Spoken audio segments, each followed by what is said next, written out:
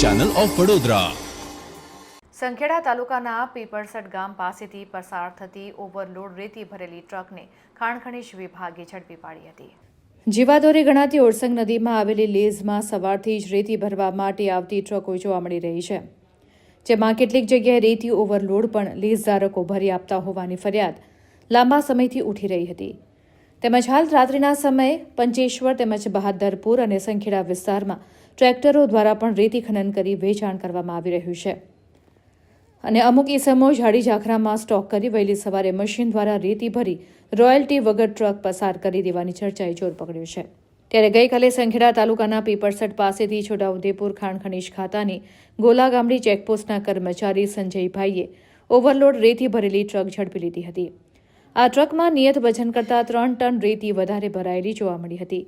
આ ટ્રકમાં પીપળસટ પાસે આવેલી ગિરીશભાઈ ઓડની લીઝમાંથી જ રેતી ભરવામાં આવી હતી. હાલમાં તો ખાણ ખનીજ ખાતા દ્વારા ઓવરલોડ રેતી ભરેલી ટ્રકને ઝડપી ગોલા ગામડી ચેકપોસ્ટ ખાતે મૂકવામાં આવી છે.